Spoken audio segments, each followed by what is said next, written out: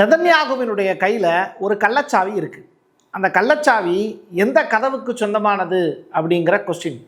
சரி, கையில் வச்சிருக்கியே அந்த சாவி, அதை யார்கிட்ட கொடுத்துருக்காரு?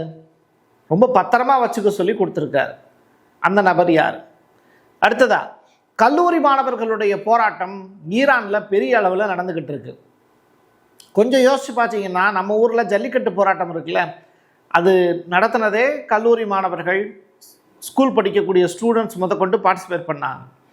அப்போது மாணவர்களை வச்சு ஒரு போராட்டம் பண்ணால் ஆட்சியை மாற்றிடலாம் அப்படின்னு அமெரிக்கா கணக்கு போடுது. இதை தெரிஞ்சுக்கிட்ட கமினி அவர்கள் மிக முக்கியமான டிசிஷன் ஒன்று எடுத்திருக்கார். அந்த டிசிஷன் தான் இந்த நபரை பற்றியது. இவர் பேர் தான் லாரிஜானி. இவரை பற்றிய விஷயங்களும் முக்கியத்துவம் வாய்ந்த ஒரு செய்தியாக பார்க்கப்படுது. டீட்டெயில்டாக பேசுவோமா? வாங்க பார்க்கலாம் உறவுகளே. இது பிரசாத் சிக்னேச்சர். தென்னிந்தியாவின் கட்டடக்கலை ராஜாக்கள் creator constructions and north west interiors உங்களோட கனவு இல்லத்தை பிரம்மாண்டமாக கட்டி கொடுக்குறாங்க கிரியேட்டர் கன்ஸ்ட்ரக்ஷன்ஸ். அதோட கட்டி கொடுத்த வீட்டை இன்டீரியர் பண்ணி அழகாக்குறாங்க நார்த் வெஸ்ட் இன்டீரியர்ஸ்.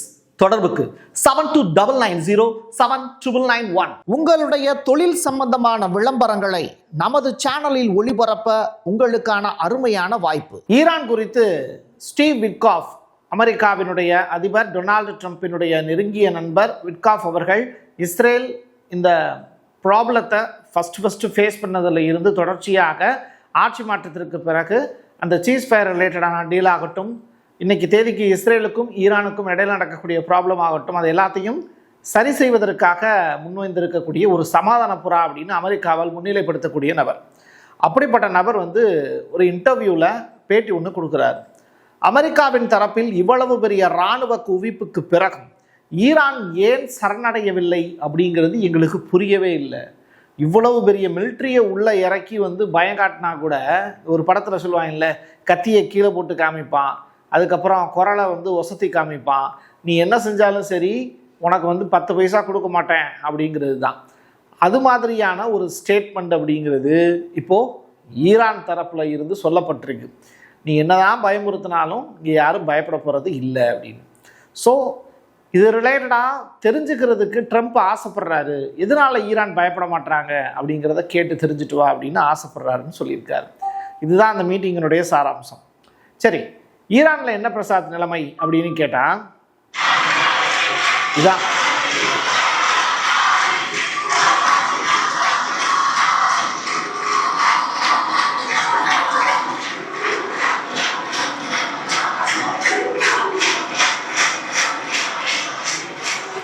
எவ்வளோ பெரிய லைனப்பில் பேரணியாக போகக்கூடிய மாணவர்கள். இதில் ஆக்சுவலி எந்த கல்லூரியை சேர்ந்தவங்க அப்படிங்கிறத நம்ம பார்க்கணும். அமீர் கபீர் அப்படின்னு சொல்லிட்டு ஒரு பல்கலைக்கழகம், அந்த பல்கலைக்கழகத்தில் ஏகப்பட்ட காலேஜஸ் இன்க்ளூட் ஆகிருக்கு. இந்த கல்லூரியை சேர்ந்த மாணவர்கள் எல்லாமே போராட்டங்களில் ஈடுபடுறாங்க. அதாவது அரசாங்கத்தின் சார்பாக ஒரு நபர்கள், ஒரு செர்டைன் குரூப்ஸ் இருக்காங்க. அரசாங்கம் இல்லாமல் அரசாங்கத்துக்கு எதிராக இருப்பாங்கல்ல, அவங்க என்னென்னா போராட்டங்களில் ஈடுபடுறாங்க. இப்போது இந்த 3 வார்த்தையை மையப்படுத்தி அவங்க போராட்ட காலத்தில் குதிச்சிருக்காங்க. சுதந்திரம், சுதந்திரம், சுதந்திரம், ஃப்ரீடம் அப்படிங்கிற ஒரு வார்த்தையை தான் முன்னிலைப்படுத்தி அந்த மாணவர்கள்லாம் போராட்டத்தில் ஈடுபடுறாங்க. யாருக்கிட்ட இருந்து தனக்கு சுதந்திரம் வேண்டும் அப்படிங்கிறத அவங்க சொல்கிறாங்கன்னா, கமினி அவர்களிடமிருந்து எங்களுக்கு சுதந்திரம் வேணும், ஷாக்களின் ஆட்சி வேணும் அப்படின்னு ஒரு புறம். இன்னொரு புறம் எங்களுடைய நாட்டை ஏகாதிபத்தியத்திட்ட இருந்து காப்பாற்றுங்க அப்படின்னு சொல்லி கமினி கிட்ட கேட்கக்கூடிய ஒரு கூட்டம். இந்த 2 டைப் ஆஃப் கூட்டம் தான் அங்கே போராட்டத்தில் ஈடுபடுது. மாணவர்கள் நடத்தக்கூடிய இந்த போராட்டம் மதிப்புமிகு போராட்டமாக பார்க்கப்படுது. இதன் மூலியமாக ஒரு பெரிய சேஞ்ச் ஓவர் நடக்கிறதுக்கு ஈரானில் வாய்ப்பு இருக்குது. டெஹ்ரானில் இருக்கக்கூடிய இந்த அமீர் கபீர் தொழில்நுட்ப பல்கலைக்கழகத்தில் சொன்னேன் இல்லையா, இந்த போராட்டங்கள் தொடர்ச்சியாக இன்னைக்கு காலையிலேருந்து நடந்துக்கிட்டு இருக்கு அப்படிங்கிற செய்தி தான் நம்ம பார்க்க முடியுது. இன்னொரு புறம் என்னன்னா, டெஹ்ரானில் திடுதிப்புன்னு வெடிக்கக்கூடிய நிகழ்வுகள் அரங்கிடும்.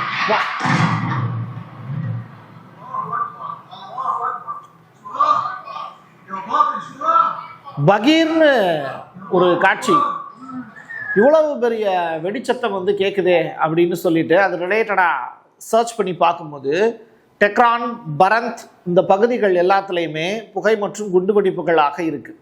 இதை யார் இந்த மாதிரியான குண்டுவெடிப்புகளை நிகழ்த்துறது அப்படிங்கிற தகவலை திரட்டும் போது அது ரிலேட்டடான இன்ஃபர்மேஷனை ஈரானிய அரசு ஊடகம் சொல்லவே இல்லை.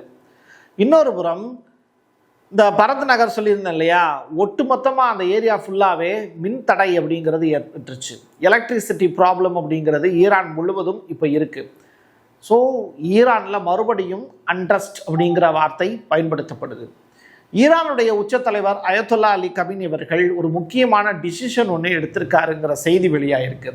அமெரிக்கா மற்றும் இஸ்ரேலுடன் சாத்தியமான போருக்கு அவங்க தயாராகிட்டு இருக்காங்க அப்படிங்கிற சூழ்நிலையில் தேசிய பாதுகாப்பு தலைவர் இந்த லாரிஜானி இவருக்கான பொசிஷன் வந்து உயர்த்தப்பட்டிருக்கு, கிரேடு வந்து கூட கொடுத்துருக்காங்க. அதாவது லாரிஜானி இப்போ வந்து முக்கியமான பாதுகாப்பு, இராணுவம் மற்றும் ராஜதந்திர நடவடிக்கைகளை திறம்பட நடத்திக்கிட்டு இருக்காரு. ஒரு பிரசிடென்ட்டுக்கு இருக்கக்கூடிய அதிகாரத்தை விட, பெஜஸ்கியானுக்கு இருக்கக்கூடிய அதிகாரத்தை விட வானளாவிய அதிகாரம் யாருக்கு கொடுக்கப்பட்டிருக்குன்னா லாரிஜானி அப்படிங்கிற இந்த நபருக்கு கொடுக்கப்பட்டிருக்கிறதா ஈரானிய வட்டாரங்கள் செய்திகளை ஷேர் பண்ணுறாங்க. அதாவது பல அடுக்கு வாரிசுரிமை உட்பட்ட ஏகப்பட்ட நான் இல்லாட்டி நீ இல்லாட்டி அவன் இல்லாட்டி இன்னொருத்தன் அப்படின்னு வரிசையாக அந்த தலைமை பொறுப்பில் யார் யாரெல்லாம் இருந்து உயிரோடு இருக்கீங்களோ அவங்கெல்லாம் வழி நடத்தணும் அப்படின்னு. ஒருத்தர் இருக்கிற வரைக்கும் அவர் இல்லாட்டி அவர் இல்லாட்டி அவர் அப்படின்னு சொல்லி ஒரு பெரிய லிஸ்ட்டு ஒன்று போட்டு வச்சுருக்காங்க ஈரானில். ஸோ அதன்படி செயலாக்கம் பண்ண போகிற அப்படின்னு சொல்கிறாங்க. இது யார் வெளியிட்டிருக்கா அப்படின்னா NYT, நியூயார்க் டைம்ஸ் இந்த செய்தியை வெளியிட்டிருக்காங்க. இன்னொரு புறம் இந்த கள்ளச்சாவி பற்றி ஆரம்பத்தில் ஒரு சொன்ன செய்தி, அது தொடர்பான video. Prime Minister and the First Lady of Israel, and it's a key. We call it a key to the White House, and it's a key to our country and to our hearts. Okay, ஒரு தங்கத்தில் இருக்கக்கூடிய ஒரு key ஒன்று, சாவி. அது கள்ளச்சாவியா அப்படின்னு தெரியல. எந்த ஊருக்கான கள்ளச்சாவியை கொண்டு வந்து திருட்டு பையன் இங்கே உள்ள திருட்டு பையலுக்கு கொடுக்குறாங்க அப்படின்னு தெரியல. தங்கத்தில் செய்யப்பட்ட சாவி ஒன்றை ட்ரம்புக்கு பரிசாக கொடுத்தார் நெதன்யாகு. ஒரு புறம் ஏகாதிபத்தியம், இன்னொன்று புறம் வந்து ஏமாற்றுக்காரர்கள், நிலத்தை பிடுங்கி சாப்பிடக்கூடிய திருடர்கள். இந்த திருடர் கூட்டத்தில் இருந்து ஒரு பரிசு வந்து ஏகாதிபத்தியத்துக்கு போகுது அப்படின்னா அது நியாயமான பொருளாக இருக்க முடியாது. அந்த வகையில் வந்து இது எந்த கதவுக்கான சாவி அப்படிங்கிறது தெரியல. எது எப்படியோ ஜெருசலேமை எழுதி வாங்கின மாதிரியும் இன்னொரு புறம் ஒரு பெரிய ஒரு வீட்டுக்கான கேட்டை வந்து போட்டு அந்த கேட்டுக்கான சாவியையும் கொண்டு வந்து கொடுத்துருக்காரு. அது எந்த வீடு அப்படிங்கிறது தான் நமக்கு தெரியலை. சரி, ஃப்ளோரிடாவில் இருக்கக்கூடிய ட்ரம்பினுடைய ரெசார்ட்டுக்குள்ளே ஒரு நபர் உள்ளுக்குள்ளே புகுந்துட்டார். அவருக்கு வயசு வந்து 20 வயசு தான் அப்படின்னு சொல்கிறாங்க. கையில் துப்பாக்கி வேற அந்த பையன் வச்சுருந்தான் அப்படின்னு சொல்கிறாங்க. ட்ரம்பை கொலை செய்வதற்குத்தான் அவர் முயற்சி செய்து உள்ளே வந்தார் அப்படின்னு சொல்லிட்டு அவரை பார்த்த உடனேயே பாதுகாப்பு அதிகாரிகள் என்ன பண்ணிட்டாங்க, சுட்டு வீழ்த்த ஆரம்பிச்சிட்டாங்க. வித்தின் 2 புல்லட்டில் அவர் நெஞ்சில் பாஞ்சு அவர் இறந்து போயிட்டார். இப்படிப்பட்ட சூழ்நிலையில் ட்ரம்ப் அந்த இடத்துல இருந்தாரா அப்படின்னு கேட்டால் அவர் அந்த நேரத்தில் வெள்ளை மாளிகையில் இருந்தார். இங்கே ஒயிட் ஹவுஸில் அவரோட ஒய்ஃபோடு இருக்கார். சம்பவம் நடந்தது எங்கே, ஃப்ளோரிடாவில் இருக்கக்கூடிய ரெசார்ட். இது மாதிரி நிறையா ரெசார்ட் இவங்க வச்சுருக்காங்க. எப்ஸ்டீன் ஃபைல்ஸில் வந்து காட்டப்படக்கூடிய பேலஸ் இருக்குல்ல, அது மாதிரி ஏகப்பட்ட ரெசார்ட் வந்து ட்ரம்ப்புக்கு சொந்தமானதாக இருக்குது. சரி, அணு ஆயுத சோதனை சத்தமே இல்லாமல் இப்போ நடத்தி முடிச்சிருக்காங்க வடகொரியா. அதை முடித்ததுக்கப்புறம் அந்த நாட்டினுடைய அதிபர் கிம் என்ன சொல்கிறாருன்னா, எங்களுடைய அணு ஆயுத சோதனை அப்படிங்கிறது அமைதியான நோக்கத்திற்காக மட்டுமே நடத்தப்படுவது. நாங்கள் யாருக்கும் சவால்லாம் விடலை, யாரையும் அச்சுறுத்தலை. வெனிசுலாவில் நடந்தது மாதிரியான ஒரு சம்பவத்தை வடகொரியாவில் செஞ்சு பார்த்துடலாம் அப்படின்னு அமெரிக்கா மாதிரியான கண்ட்ரிஸ் நினச்சாங்க அப்படின்னா உங்களுக்கான ஆப்பை நீங்களே தேடி போய் உக்காந்துக்கிறீங்கன்னு அர்த்தம் அப்படின்னு மிரட்டி விட்டுருக்காப்புல. அது மட்டும் இல்லை, நெருப்புடன் விளையாடாதீர்கள் அப்படிங்கிற வார்த்தையை சொல்லி எச்சரிக்கையும் எடுத்திருக்காரு கிம் அவர்கள். இப்போது வடகொரியாவினுடைய காங்கிரஸ் மிக முக்கியமான டீம் வந்து இப்போ என்ன அனௌன்ஸ் பண்ணியிருக்காங்கன்னா, மறுபடியும் வடகொரிய அதிபர் கிம்மையே வடகொரியாவினுடைய தலைவராக நியமிப்பது தொடர்பாக உறுதிமொழியும் அளித்து அதற்கான வாக்குகளையும் கொடுத்திருக்காங்க. சூப்பர். அடுத்ததா நெதன்யாகு பேசக்கூடிய ஒரு ஸ்டேட்மெண்ட்.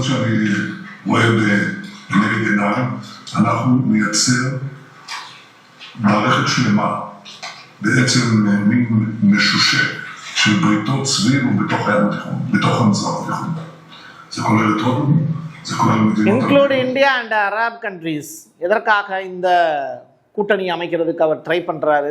இந்தியா ஒரு உலகளாவிய சக்தி என்றும் மத்திய தரைக்கடலில் உருவாக்கி வரக்கூடிய தீவிரமான இஸ்லாமிய அச்சு, அதாவது அதை வந்து எதிர்த்து போராடுறதுக்கு இந்தியா தான் நமக்கு சரியான கூட்டாளி அப்படின்னு முடிவு பண்ணியிருக்காராம் நெதன்யாகு. அது மட்டும் கிடையாது, வரக்கூடிய வெனஸ்டே புதன்கிழமை வந்து மோடி அவர்கள் இஸ்ரேலுக்கு போகிறார்.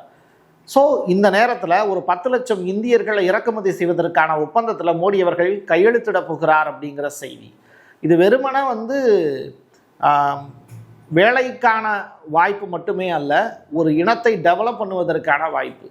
இந்திய ஜீன்கள் இஸ்ரேலோடு கலப்பதற்கான ஒரு பெரிய வாய்ப்பை ஏற்படுத்த போகிறார் நெதன்யாகு அப்படின்னு சொல்கிறாங்க. ஸோ இது அடுத்தடுத்த ப்ராசஸ் எப்படி நகர போகுதுங்கிறத பொறுத்திருந்து பார்க்கலாம்.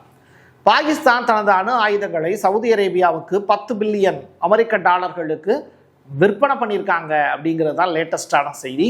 இதை ஈரானிய உளவு நிறுவனம் MOIS அப்படின்னு சொல்லுவாங்க. அந்த உளவு நிறுவனம் இப்போ மோப்பம் பிடிச்சி செய்தியாக வெளியிட்டிருக்காங்க.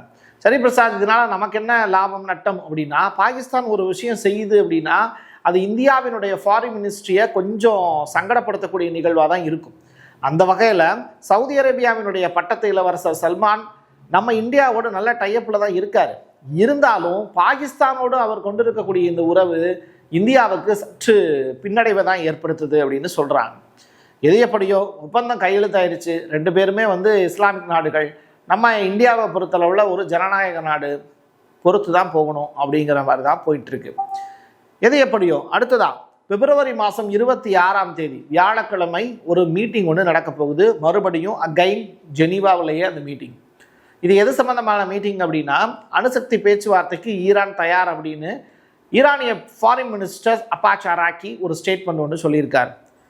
பேச்சுவார்த்தை நீண்டுக்கிட்டே போகுது, போர் தள்ளி போயிட்டே இருக்குது. அமெரிக்காவுக்கான செலவு மட்டும் மிடில் ஈஸ்டில் அதிகமாகிட்டே போகுது. எல்லா எக்யூப்மெண்ட்லையும் ஈரான்லையும் மிடில் ஈஸ்டினுடைய பல்வேறு பகுதியிலையும் கொண்டு நிப்பாட்டி யூஎஸ் காங்கிரஸ்லேயும் அவமானப்பட்டுக்கிட்டு இருக்காரு. அமெரிக்காவினுடைய உச்சநீதிமன்றமும் டேரிஃப் ரிலேட்டடான விஷயத்தை கேன்சல் பண்ணிருச்சு. இருந்தாலும் ஈகோவுக்கு மட்டும் குறைச்சல் இல்லை. தலைவர் 10%லேருந்து 15% எல்லா நாடுகளுக்கும் டேரிஃப் வரியை மட்டும் ஏற்றிட்டார். இப்படிப்பட்ட சூழ்நிலையில் ஒரே வழி ராஜதந்திரம் தான், ஈக்குவல் சேர் தான். போட்டு உக்காரு, நானும் உட்கார்றேன் சேரில், 2 பேரும் உட்காந்து பேசுவோம் அப்படிங்கிறது தான் ஈரான் ஃபாரின் மினிஸ்ட்ரி அமெரிக்காவுக்கு கொடுத்துருக்கக்கூடிய அந்த அறிவிப்பு. எது எப்படியோ இது சம்பந்தமாக அவர் CBS அப்படிங்கிற அந்த நியூஸில் ஃபேஸ் த நேஷன் அப்படிங்கிற வார்த்தையை பதிவு செஞ்சுருக்காரு. தொடர்ச்சியாக நாட்டுக்காக அவர் ஒரு நேர்முக தேர்வு மாதிரி இன்டர்வியூ மாதிரி அட்டன் பண்ண போகிறாரு. அந்த இன்டர்வியூவில் அவர் பாஸ் ஆக போகிறாரா ஃபெயில் ஆக போகிறாரா அப்படிங்கிறது பொறுத்திருந்து பார்ப்போம். ஈரான் வாழுமா வீழுமா அப்படிங்கிறத தாண்டி வரலாற்று சாதனை படைக்குமா அப்படிங்கிற அந்த கொஸ்டினுக்கான பதில் கூடிய விரைவில் கிடைக்க போகுது. என் கையெழுத்து என் மக்களுக்கானது உறவுகளே. மீண்டும் ஒரு பதிவில் சந்திக்கலாம். நன்றி, வணக்கம். Prasad signature media broadcasting private limited. நீங்க நியூஸ் ரீடரா மாறணுமா, கண்டென்ட் கிரியேட்டரா உருவாகணுமா, சேட்டலைட் சேனல்ல ரிப்போர்ட்டரா வேலை பார்க்கணுமா, டாக்குமெண்ட்ரி மேக்கிங்ல இருந்து ஜேர்னலிசம் பற்றிய முழுமையான பயிற்சி பெற உங்களுக்கான அருமையான வாய்ப்பு. எங்களை தேடி வாங்க. ஆன்லைன் மற்றும் நேரடி பயிற்சி வகுப்புகளும் சர்டிபிகேட் கோர்ஸாவே கத்துத்தரும். மீடியா துறையில் 10 ஆண்டுகளுக்கு மேல அனுபவம் உள்ளவர்கள் பயிற்சி கொடுப்பார்கள். வாய்ஸ் ஓவர் தொடங்கி வாய்ஸ்லெஸ் பீப்புளுக்காக உங்களை சிறந்த ஜேர்னலிஸ்டா உருவாக்க வேண்டியது எங்களோட பொறுப்பு. ஸ்கூல்ஸ் அண்ட் காலேஜஸ்ல ஜூனியர் ஜேர்னலிஸ்ட்ங்கிற பேர்ல ஒர்க் ஷாப்பும் கண்டக்ட் பண்ணி கொடுக்கிறோம். மோட்டிவேஷனல் ஸ்பீக்கரா கடந்த 15 ஆண்டுகளா கல்வி நிறுவனங்களுக்கு நிகழ்ச்சிகளும் நடத்தி தரோம். தொடர்புக்கு 9944790333 94493594 prasadsignature@gmail.com. உங்களுடைய தொழில் சம்பந்தமான விளம்பரங்களை நமது சேனலில் ஒளிபரப்ப உங்களுக்கான அருமையான வாய்ப்பு.